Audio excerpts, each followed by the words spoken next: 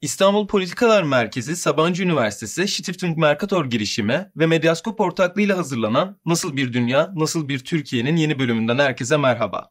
Bugünkü konuklarım Bengisu Özenç, Onur Akgül. Bu haftaki konumuz Türkiye'de karbonsuzlaşma ve adil geçiş. Bengisu Özenç'in yazarlığını yaptığı enerji dönüşümünde ana eksen adil dönüşüm raporunu temel alarak başlayacağımız bu tartışmada Türkiye'de karbonsuzlaşma politikaları, güncel örnekler gibi konulara da odaklanacağız. Adil dönüşüm nedir? Karbonsuzlaşma nedir? Ve Türkiye'deki uygulamalar nasıl ilerliyor gibi soruları da yanıt arayacağız. Ben daha sözü uzatmadan konuklarıma bir hoş geldiniz demek istiyorum. Hoş geldiniz öncelikle. Merhabalar. Merhabalar, hoş bulduk. Ben doğrudan sözü uzatmadan sorularımla başlayayım. Öncelikle adil dönüşüm nedir sorusuyla başlayarak ilerlemek istiyorum ve bununla beraber projenizin, raporlarınızın böyle genel bir detayını bize aktarır mısınız? Onur Bey, isterseniz sizle başlayabiliriz. Tabii, teşekkürler.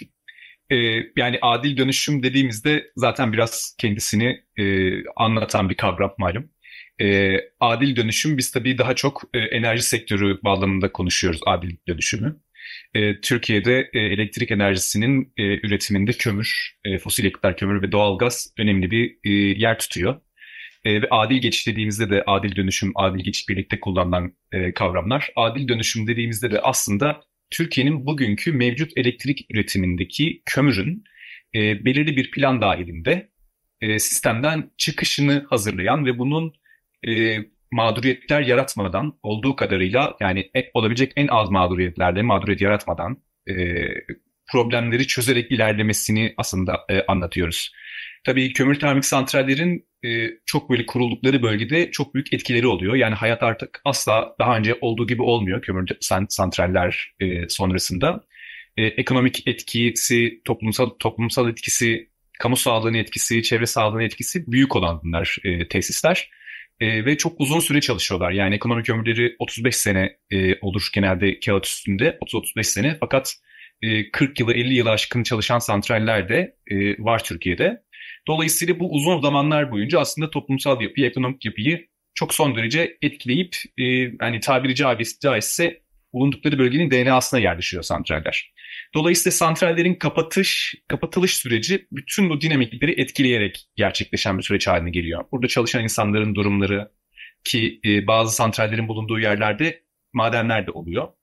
Burada çalışan insanların durumları, ortadan kalkacak olan, kömürle beraber ortadan kalkacak olan ekonomik hacmin hangi çözümlerle yerine konabileceği gibi tartışmaları beraberinde getiriyor aslında adil geçiş. Ve biz de burada aslında temel olarak bu adil geçişte bu toplumsal yapı değişirken, ekonomik yapı değişirken kimsenin geride bırakılmamasını sağlayabileceğimiz, bu geçiş sürecini kimsenin hazırlıksız yakalanmamasını sağlayabileceğimiz bir planlamadan bahsediyoruz. Gerek enerjideki dönüşümde, gerek istihdam yapısındaki dönüşümde, gerekse iktisadi ve sosyal hayata katılımın önündeki engellerin ortadan kaldırılmasını sağlayacak bir politikalar dizisinden aslında bahsediyoruz. Adil geçişi, adil dönüşümü anlatırken. Böyle özetleyebiliriz. Çok teşekkürler. Bengisu Hocam, size dönüyorum. Bu raporun çalıştayınızın, bugün de yeni bir çalıştaydan da gelmiştiniz zaten. Hem öncesini hem de sonrasında bir genel şeyi siz de çizebilirsiniz isterseniz. Çok teşekkürler. Onur çok güzel anlattı aslında. Hani kimsenin geride bırakılmadığı bir dönüşümden bahsediyoruz ama dönüşümün adaletini sağlamayı tartışırken aslında şöyle bir izlenime de kapılmamak lazım. Yani sanki mevcut sistem adil, biz dönüşüm nedeniyle bir takım aksaklıklar yaratacağız ve bu aksaklıkları gidermek, bunun adil bir geçiş olmasını sağlamak üzere bir takım müdahalelerde bulunacağız. Elbette ki dönüşümün adil olmasını sağlamak çok çok önemli. Ama mevcut düzenin de adil olmadığının altını çizmek lazım. O açıdan hani adil dönüşümü birazcık da mevcut adaletsizlikleri gidermek, ki bunun belki başında özellikle hani termik santral bölgelerini konuştuğumuzda iklim adaletinden de bahsetmek gerekiyor herhalde. En çok etkilenen bölgelerde, olumsuzlukların en çok yaşandığı bölgelerde, onu da bahsetti. Sağlık etkilerinin de yoğunlaştığı bölgelerden bahsediyoruz. Bütün bu iyileştirmeleri de sağlayarak bütün sosyal adaletsizlikleri, ekonomik adaletsizlikleri de onararak bir yeni yapıya geçmekten bahsediyoruz. Ama ortaya çıkması muhtemel. Yani aslında dönüşüm hali hazırda yaşamakta olduğumuz bir geçiş. Her ne kadar biz bir politika çerçevesinde bunu ortaya koymuyor olsak da bir hedef olarak ortaya koymuyor olsak da aslında piyasada işte belli enerji kaynaklarının artık daha ucuza sisteme girebilmelerinin getirdiği hani rekabetçilikle bir dönüşümün yaşandığını görüyoruz. Bu durumda aslında halihazırda yaşanan dönüşümde biz çalışanları kendi kaderleriyle baş başa bırakıyoruz. Etraflıca tasarlamadığımız bir dönüşüm çerçevesi içerisinde. İşte onun için de biz burada müdahale etmeye çalıştığımız şey bir planlamanın ortaya konulması. Bu planlamanın aslında ön koşulu da net bir hedefin ortaya konulması. Şimdi Türkiye'de tartışmaya başladığımız çerçeve adil dönüşüm çerçevesi. Aslına bakarsanız yani sınırda karbon düzenleme mekanizmasıyla gündemimize giren o karbonsuzlaşmanın bizim işte hem özel sektörün hem diğer paydaşların çeşitli çıkarsamalarla ya demek ki başımıza böyle şeyler gelecek, bizim bunun önlemleri almamız gerekir hissiyle ilerlediği, aslında tam olarak politik olarak bir çerçevesinin çizilmediği bir dönüşüm gündemindeyiz. Sizin bahsettiğiniz biraz önce işte Çalıştay'ın da yaptığımız Şura Enerji Dönüşüm Merkezi'nin aslında bir çalışmasıydı bu da. Daha önce de ismini andığınız Adil Dönüşüm raporunun aslında bir daha detaylı bir çerçevesini SKDM'sinde karbon düzenleme mekanizması sektörlerinin hem ulusal görünümü istihdam açısından hem de bölgesel görünümünü il ve ilçe bazında birazcık daha detaylarıyla incelediğimiz ve hani risk altındaki istihdamın nerelerde yoğunlaştığına ilişkin bir harita çıkarmaya çalıştığımız bir çalışmaydı. Çünkü bu adil dönüşüme çok konuşuyoruz. Çünkü neden Türkiye'de bunu konuşmak birazcık daha şu anlamda kolay, yani bir hani kömürden çıkışı bu kadar kolay konuşamıyoruz ama çünkü işin içerisinde işte bir takım siyasi de şeyler var, gerilimlerin olduğu, işte Enerji Bakanlığı'nın özellikle işte kömürü, yerli kömürü önceliklendirmeye çalıştığı bir enerji dengesi içerisinde bunları konuşmak çok çok zor oluyor ama adil dönüşüm bir yandan da herkes konuşuyor çünkü içinde işte bir adalet kavramını barındırıyor ve bunu konuşmak daha kolay. Ama işte biz de burada tam olarak işte işin içeriğini sağlamaya, İşte dönüşümse bunun ne yönde ne hızda olacağını, olması gerektiğine ilişkin bir takım analizleri sunmaya çalışıyoruz. Bu çalışmada hani birazdan detaylarına ineceğimiz projede aslında çok detaylı, özellikle ilçe ölçeğinde bize çok çok önemli bilgiler veren ve yereldeki çalışmaların ne kadar önemli olduğunu aslında vurgulayan bir çalışma. Çok teşekkürler hocam. Asıl bir adil geçiş gerçekten var mıydı, yok muydu? Bunun biraz daha sorgulamasına girmeden önce belki Onur hocam da bu çalışmayla, raporla ilgili bir şeyler söylemek ister. Daha genel bir tablo çizmeyi isteyebilir. O yüzden önce onu sorayım. Hocam var mıdır sizin eklemek istediğiniz?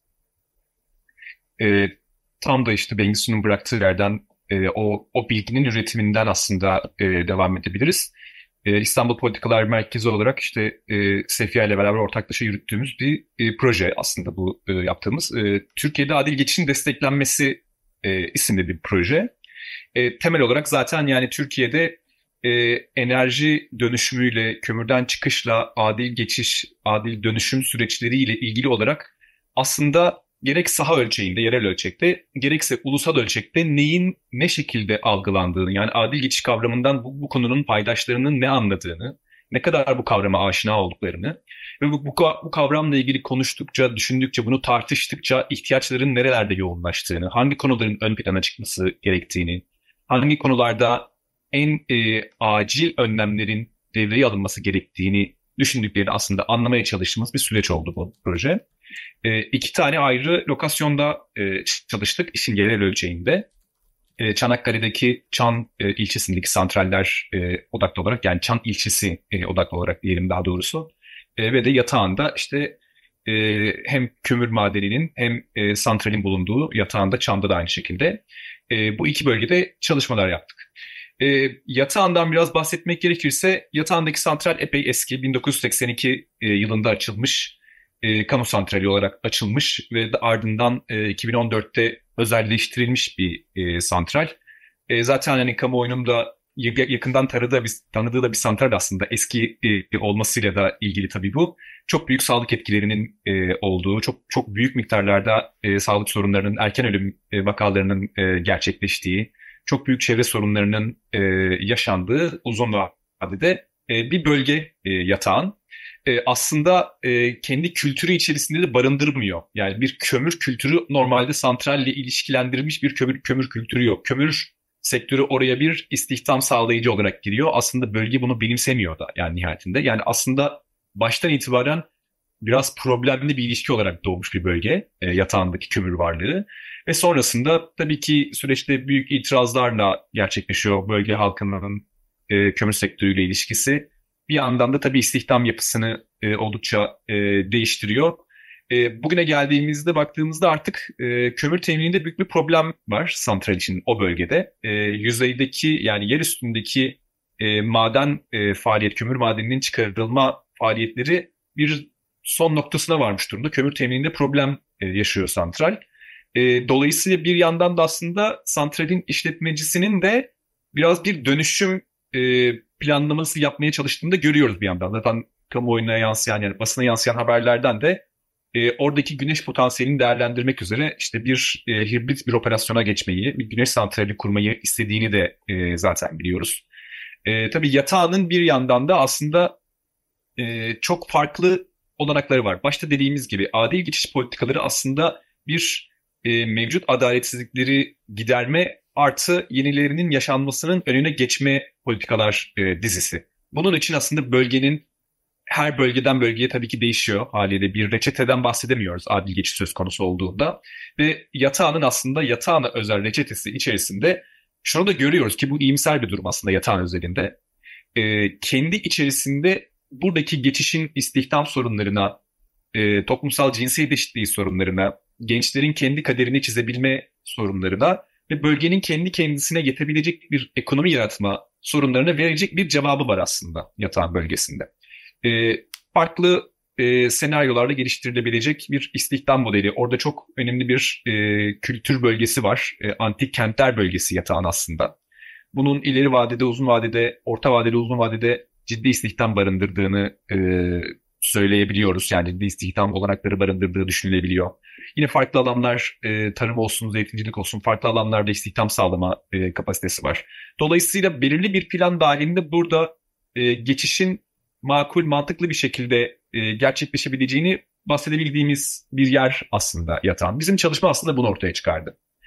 Çalışma kapsamında adil geçiş bahsettiğimiz gibi ekonomik olarak işte istihdam anlamında, toplumsal gruplar anlamında, geleceğin ortak planlaması anlamında çok fazla konuyu çok fazla konuyu yatay kesen bir politikalar bütünü olduğu için farklı dallardan, farklı paydaş gruplarından insanların fikriyle aslında oluşması gereken bir süreç. Demokratik katılımın çok önemli olduğu bir süreç.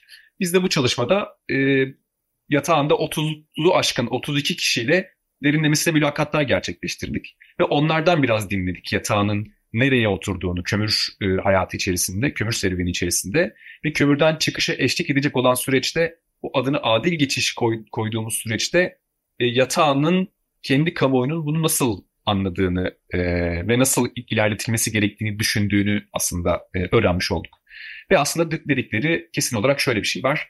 Önce bu santralin kapatılmasıyla ilgili bir haber olması gerekiyor. Yani bununla ilgili kamudan tabii ki bekliyor insanlar bunu. Kamunun kömürden çıkışla ilgili santrallerin, kömür santrallerinin, madenlerinin belirli bir plan dahilinde elbette kapatılışıyla ilgili bir kararın bulunması.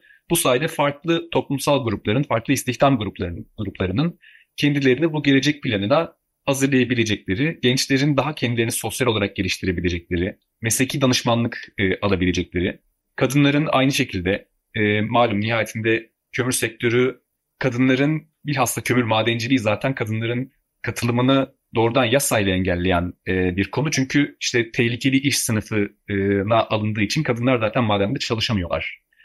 Aynı şekilde santrallerde de kendilerine çalışma olanağı çok bulamıyorlar. Dolayısıyla orada da bir istihdam Yani ekonomik hayata katılım problemi ortaya çıkıyor onlar için de. Kadınların da kendi ekonomik geleceklerini planlaması anlamında bir katılım mekanizmasının oluşturulması gerekiyor. Dolayısıyla bütün bu mekanizmaların yani bir domino taşı gibi düşünebiliriz bütün bu mekanizmaları. Bu ilk domino taşının aslında kamu iradesinin, kamu otoritesinin, Enerji Bakanlığı'nın bu yönde bir adım atıp kömürden çıkışla ilgili, adil geçişle ilgili bir hedefin, bir takvimin konmasıyla ilgili bir noktaya aslında bağlanıyoruz yatağında. Aynı şekilde Çan da benzer durumda aslında. Çan'da yatağından farklı olarak kömür madeniyle birlikte 2 tane santral var. Dolayısıyla coğrafi yapısının da etkisinden ötürü yatağında benzer şekilde çok ciddi bir kamu sağlığı problemi yaşıyor ilçe. Aynı şekilde çevre sağlığı problemi de zaten santrallerin bulunduğu yerde ciddi bir çevre etkisinden bahsediyor oluyoruz. Çan'da şöyle bir özellik var tabii. Kömür sektörünün girişinden önce hali hazırda zaten endüstrileşmiş bir ilçe Çan. Dolayısıyla Çan'da sanayi sektörünün yarattığı istihdam artık şehrin gerçekten kodlarına işlenmiş bir yerde. Dolayısıyla daha etkin bir planlamanın gerektiği bir ilçe olduğunu görüyoruz. İnsanlar ama orada da yine 30'u aşkın insanla derinlemesine gerçekleştirdiğimiz mülakatlarda yine ortaya çıkan konuysa kömürden çıkışın istendiği. Fakat her noktada tabii ön plana çıkan önce biz buradaki istihdam problemini çözmeye ihtiyacımız var. Yani burada çalışan insanların, sektörün istihdam ettiği insanların kendi geleceklerini, kömür dışındaki bir geleceklerini görebilmeleri için hayatlarını, ailelerinin geçimlerini nasıl iyi bir şekilde planlayabildiklerini görmeleri gerekiyor. Bunun için de tabii ki kamu otoritesi dahil birçok farklı kurumun sorumluluğu var burada. Gerek kalkınma ajansları olsun, gerek bölgedeki ulusal ölçekte veya yerel ölçekte çalışan sivil toplum kuruluşları olsun, gerek belediye olsun, gerek valilik olsun, ilin valilikleri olsun her iki ilinde. Burada bir istihdam modeliyle ilgili, gelecek planlaması ile ilgili toplumsal grupların şu anki yaşadıkları sorunların tekrar etmemesini sağlayacak politikaların geliştirilmesiyle ilgili sorumluluğu var. Zaten bu yüzden aslında adil geçişle ilgili konuştuğumuz 2 önemli konu bir tarafta bu istihdam sorununun çözülmesiken diğer tarafta da bu işin demokratik şekilde gerçekleşmesi, yani katılımla gerçekleşmesi. Çünkü ortaya çıkan bir diğer konu da bilgiye erişmekte yaşanan problemler. İyi bilgi bize iyi planlama sağlayacak adil geçiş sürecinde. Dolayısıyla bu iyi bilginin üretilmesi çok hayati ki bu sayede işte bahsettiğimiz kömürden çıkış takviminde o iyi bilginin politikalarını ortaya koyabilirim. Çok teşekkürler.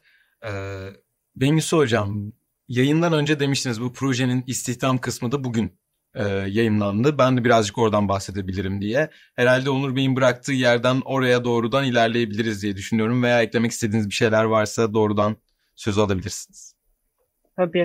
Şöyle aslında bugün yayınlanan çalışma yine Şura'nın SKDM sektörleri üzerine olan incelemesi ama burada yaptığımız, bu proje kapsamında yaptığımız çalışmalara benzer sonuçlar o raporun içerisinde de var. Şimdi Onur'un bahsettiği bölgelerde Yatağan ve Çan'da yaptığımız çalışmalar biz Onur'un şimdi burada aktardığı çok değerli hani saha görüşmeleri, paydaşlarla yaptığı görüşmeleri biz aslında birazcık masa başında verilerle nasıl destekleyebiliriz diye baktık. Ki hani bu önemli bir nüve, evet. Yatağan ve Çan'da yapılan bu çalışmalar önemli birer nüve ama bunu yaygınlaştırmamız da gerekecek ki daha çok bilgiyle, bilgilendirilmiş bir politikayla aslında çıkışı tasarlayabilelim.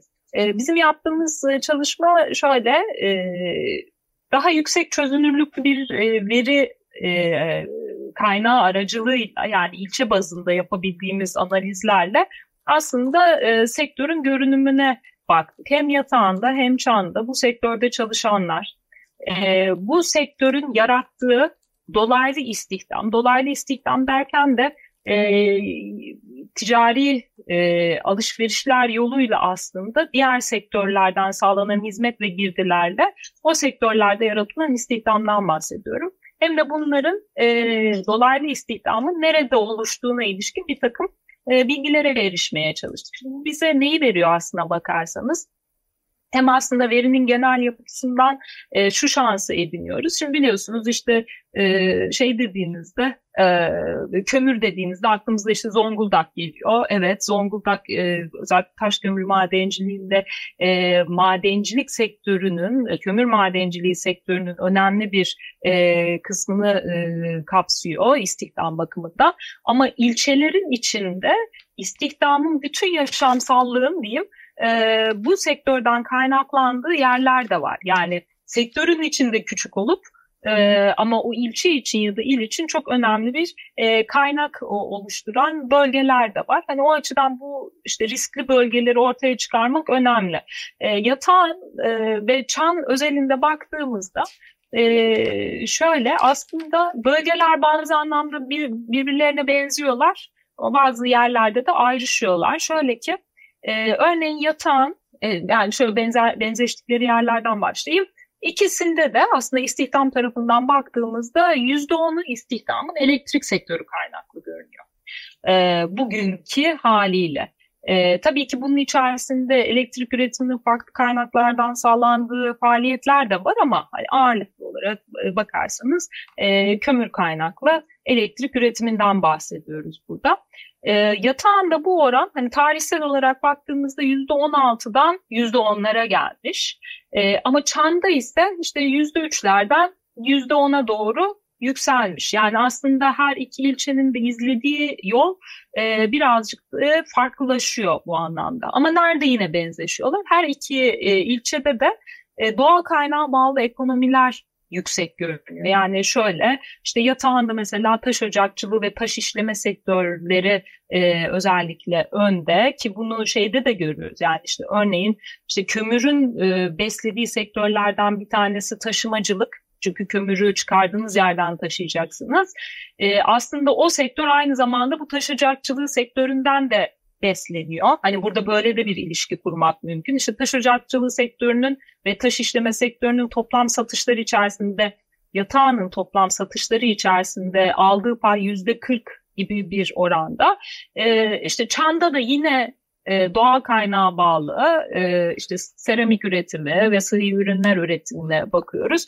Orada da işte yaklaşık %28'lik bir pay alıyor ilçenin ekonomisinden. Yani büyük oranda aslında doğal kaynağa bağlı bir faaliyet alanından bahsediyoruz. Dolaylı istihdamın yaratılma biçimleri de farklı aslına bakarsanız. Örneğin Yatağan'a bakarsak Yatağan'daki kömür ekonomisi yeniden bir kömür ekonomisini besliyor. Çünkü burada işte Manisa Soma'dan ciddi bir kömür satın alımı var. Ve aslında buradaki işletme, Yatağan'daki işletme Manisa Soma'daki işletmeyle ticari olarak ciddi şekilde bağlantılı görünüyor. Yani kömür işletmeleriyle. Ama şu anda birazcık daha farklı. Hani farklı sektörler besleniyorlar ama yine de şeye bakarsak örneğin işte 100 kişilik bir istihdamın yaratıldığını düşünürsek kömürde işte Yatağan'da buna ek olarak 64 kişilik bir istihdamda bu dolaylı faaliyetlerden kaynaklanıyor. Çan'da bu oran %26 seviyesinde. Yani birazcık dönüşümü işte detaylarıyla baktığımız zaman diğer sektörlerin bu kömür ekonomisine sağladığı hizmetler ve ara girdiler tarafından değerlendirdiğimizde bu dolaylı istihdamın da göz önünde bulundurulması gerekiyor. Bir yandan da şuna baktık. Tabii hani tespitler önemli. Peki nasıl ileriye doğru gideceğiz? Yani bu kadar işte doğal kaynağa bağlı ekonomileri başka türlü Türkiye'nin işte net sıfır hedefiyle uyumlu bir şeye doğru, geleceğe doğru nasıl yönlendireceğiz? Şunu görüyoruz aslında. Maalesef ki mevcut ekonomik faaliyetler bunu desteklemek için yetersiz. Hani şunu söylemeye çalışıyorum. İşte bakıyoruz hangi faaliyetler bu ilçelerde daha öne çıkıyor istihdam kaynağı bakımından. Örneğin tarım çıkıyor öne ve aslında hepimizin de aklına herhalde bu işte kömür bölgelerinde kömürden çıkan istihdamı nerede yeniden yapacağız, çalıştırmaya başlayacağız derseniz işte bir tarım, iki turizm geliyor herhalde. Ama tarım yani bildiğiniz gibi kendi içinde hani makroekonomik ölçüde zaten pek çok sorumluluk barındıran, sektörel ölçekte zaten kayıt dışılığın çok yüksek olduğu ciddi bir hani problem kaynağı.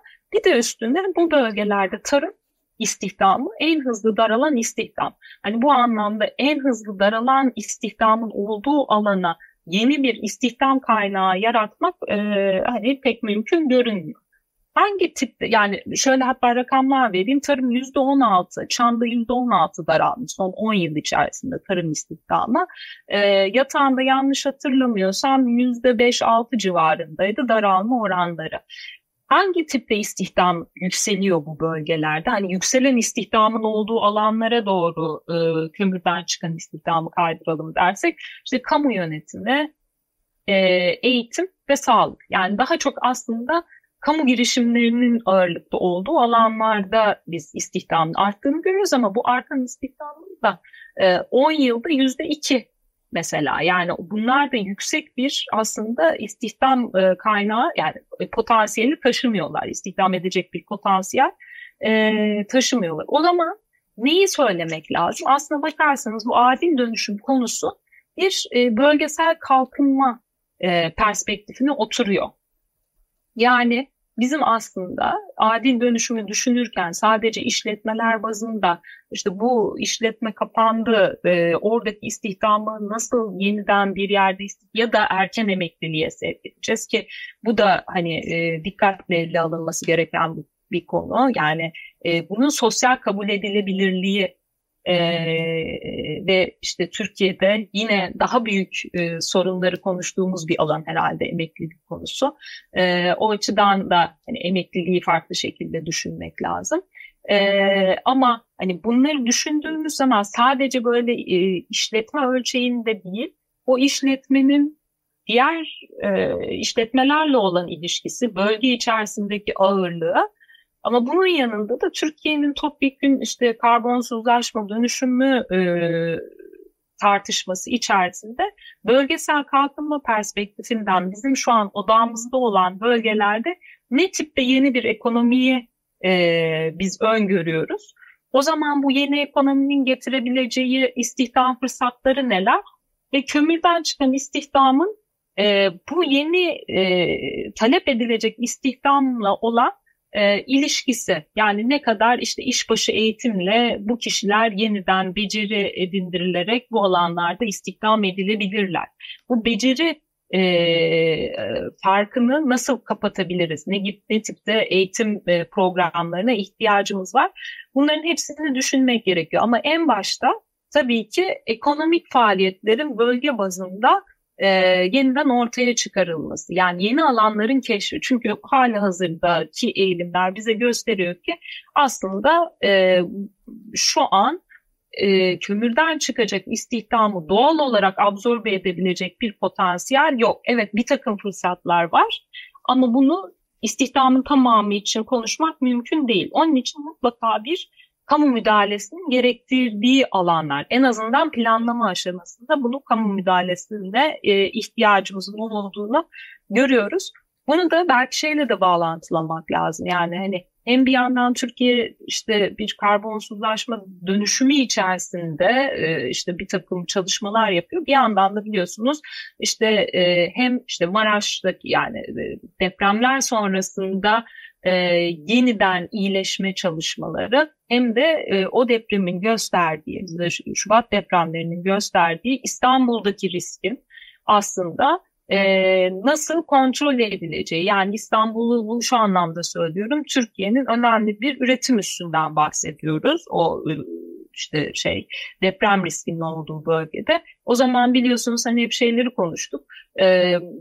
Türkiye'nin bir yeni sanayi politikasına ve bu sanayinin Anadolu'nun tamamına yayılacak bir perspektife ihtiyacı var.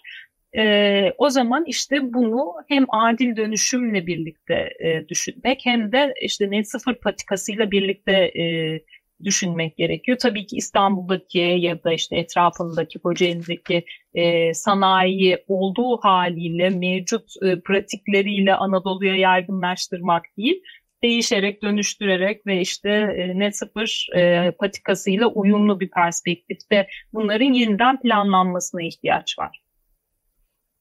Çok teşekkürler. Aslında tam da benim son sorumu birazcık yanıtlamış da oldunuz. Yani Türkiye bundan sonra bu politikalarla adil dönüşüm için neler yapmalı, nasıl bir planlama yapmalı diye. Sizin bıraktığınız yerden o soruyla aslında Onur Bey'e de gelmek istiyorum. Yani siz ne düşünüyorsunuz? Türkiye neler yapmalı, planlamalar nasıl olmalı, neyi öngörüyorsunuz ve her şeyden önce aynı zamanda şeyi de merak ediyorum sorumda. Türkiye'nin adil dönüşüm gibi bir hedefi var mıydı zaten? Bu adil geçiş hedefi var mı? Ne gördük? Ne olmalı? Türkiye'nin adil geçişle ilgili bir hedefi olduğunu söylemek şu anda çok gerçekçi değil aslına bakarsanız. Yani adil geçişle ilgili çalışmaları var Türkiye'nin. Yani kamunun da aslında adil geçiş bir şekilde belirli bir kapasiteyle gündeminde. İşte bilhassa iklim şurası dönemlerinde yani Yeşil Mutabakat programının eylem programının gündeme girdiği zamandan itibaren aslında bakanlıklar bu konuyla ilgili çalışmalarına hız verdiler. Çalışma Bakanlığı'nda da Adil Geçiş Çalışma grubu oluşturuldu. Burada gerçekten böyle özenli bir çalışma devam ediyor bir yandan da. Fakat tabii adil geçiş dediğimiz, adil dönüşüm dediğimiz aslında bir işte Bengisu'nun da bahsettiği o bütün o makroekonomik dinamiklerin aslında hepsinin birlikte düşünüldüğü, bütün bunların bütün ekonomik yansımalarının, toplumsal yansımalarının, toplumsal cinsiyet eşitliğinin dahi derken o katmanların da kendisini de görebileceği boyutta aslında ele alınması gerekiyor. Bunun aslında eşittir bütüncül bir planlama gerekiyor. Yani biz kömürden çıkışı adınca tartışmadığımız sürece, onu belli bir takvime oturtup belli bir hedefini ortaya koyup belirli bir senaryosuyla ilerlemediğimiz sürece aslında adil geçişin gerçekleştirilebileceği bir düzlemden bahsetmiyoruz. Dolayısıyla bizim aslında bu anlamda Türkiye'nin bu anlamda ihtiyacı olan şey bu planın yani kömürden çıkışla ilgili tartışmanın gerçekten ciddi bir şekilde yapılmaya başlaması ve de bunun bir planlamayla bir takvimle ilerlemesi. Çünkü Türkiye'nin şimdi Mısır'da da ilan ettiği niyet beyanına, ulusal NDC'sine de baktığımızda artıştan azaltım %41'e yükseltildi bilindiği üzere.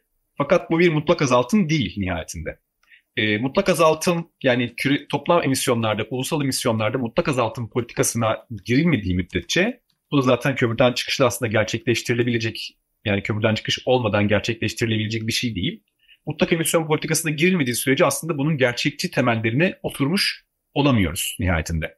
Dolayısıyla aslında yani biz projede ulusal ölçekte kurumların, kişilerin nelerle ilgili adil geçişle ilgili hangi konularda çalışmalar yürüttüğünü de aslında araştırdık bir yandan da.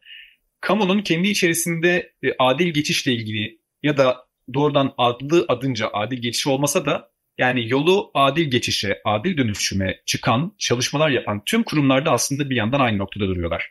Bizim bununla ilgili belirli bir çerçeve görmeye ihtiyacımız var bu noktada yani. Kömürden çıkışla ilgili bir çerçevenin olması gerekiyor.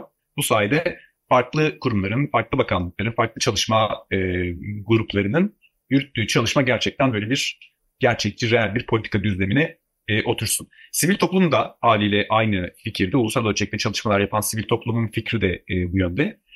Kömürden çıkışın ilan edildiği, bütünlüklü bir politikalar dizisinin ortaya konduğu, adil geçişle ilgili bütün konuların aynı proje, aynı politika sistemi içerisinde yedirildiği bir çalışma programına ihtiyaç olduğunu söylüyor ulusal ölçekte çalışan STK'larda.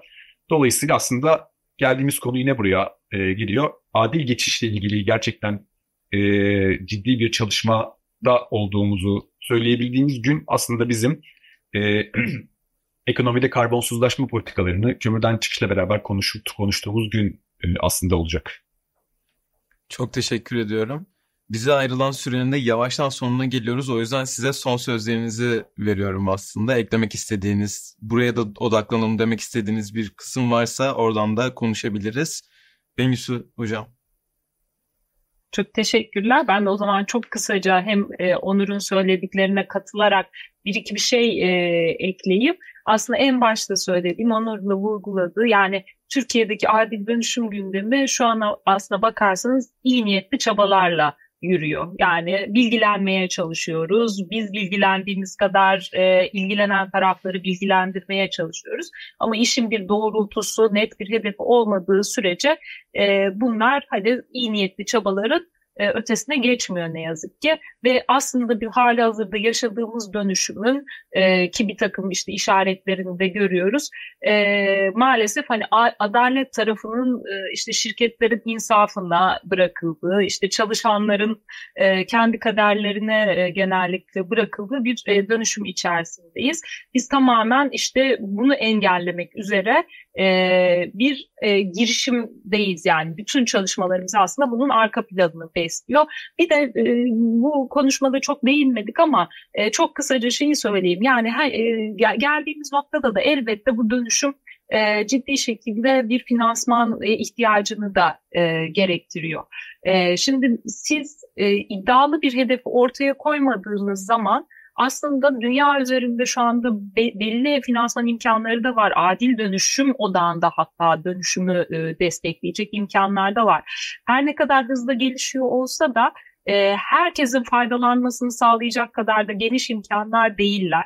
O açıdan da ilk hareket edenin finansmana erişim anlamında da daha avantajlı olacağı bir dönem içerisindeyiz. O açıdan Türkiye'nin yapabileceğini hem teknik olarak hem de bizim yaptığımız saha çalışmaları tarafında onayladığımız, ortaya koyduğumuz bir dönüşümü aslına bakarsanız finansmanla da desteklemesi mümkün. O açıdan bu fırsatların da kaçırılmaması gerekiyor. Hızlı hareket etmeli ve dönüşümü iddialı bir şekilde ortaya koymalıyız. Çok teşekkürler. Onur Hocam, sizin var mı eklemek istedikleriniz? Ekleyebilirim ben de. Yani bir adil geçiş süreci başladığında buradaki en önemli kritik noktalardan bir tanesi de aslında tüm bu politik süreçle ilgili, politikalar süreciyle ilgili bu sürecin doğrudan etkilerini yaşayacak olan insanların, toplumsal grupların bu konunun içinde kendilerini sürükleniyor bulmamaları çok önemli. Yani politika yapımında aslında kamunun ilk domino taşının kamu olacağı bir süreçten bahsediyoruz yani nihayetinde yine. Politika yapımının mümkün olduğunca aslında biraz daha toplumsallaştırılması çok kritik burada. Çünkü en son şimdi iklim kanunu çıkacak. İklim kanunu ile ilgili bir tartışmalar sürüyor. Yine benzer tartışmaları burada da yaşadık. İklim kanununun da istenen katılım düzeyine, istenen farklı alanlardan katılımının gerçekleştirilmediği bir süreç yaşadık yine. Bunun aslında tamiri biraz da burada. Yani adil geçiş dediğimiz zaman tüm bu toplumsal politikalar dizisinde sendikaların, sivil toplumun, toplumsal cinsiyet eşitliği üzerine çalışan kadın örgütlerinin, gençlerin kendi hayatlarını çizebilmelerine yardımcı olacak olan gençlik örgütlenmelerinin, gençlikle ilgili çalışan sivil toplum kuruluşlarının hepsinin aslında katkısının alınabileceği bir platformla aslında ilerlemesi gerekiyor adil geçiş. Ki burada ancak zaten işin özelinde kamunun daha küçük mercekte göremediği sorunları da zaten toplumsal paydaşlar aslında kamuya anlatabilecek durumdalar. Dolayısıyla burada bir 360 derece bir bilgi birikiminin oluşturulabilmesi, iyi politikaların üretilebilmesini sağlayacak haliyle. Dolayısıyla bunun da yolu politika yapımının olabildiğince toplumsallaşması, demokratikleşmesi oluyor bu noktada. Çok teşekkür ediyorum. O zaman programımızın da yavaştan sonuna gelmiş oluyoruz. Ben hem kendi adıma hem de izleyicilerimiz adına sizlere öncelikle çok teşekkür ediyorum. Bilgilendirdiniz bizi. Çok teşekkürler. İyi ki geldiniz. Ağzınıza sağlık. Çok teşekkürler zaman ayırdığınız için. Çok sağ olun. Teşekkürler. Siz izleyicilerimize de bizi desteklediğiniz, bizi izlediğiniz için çok teşekkür ederiz. Eğer programımızı beğendiyseniz yorum yapmayı ve bize destek olmayı unutmayın. Bir sonraki programımızda görüşmek üzere demek isterdim ama bu benim Nasıl Bir Dünya, Nasıl Bir Türkiye için son programım oldu. Sizinle birlikte olmak benim için bir mutluluktu. Çok teşekkürler. İyi günler.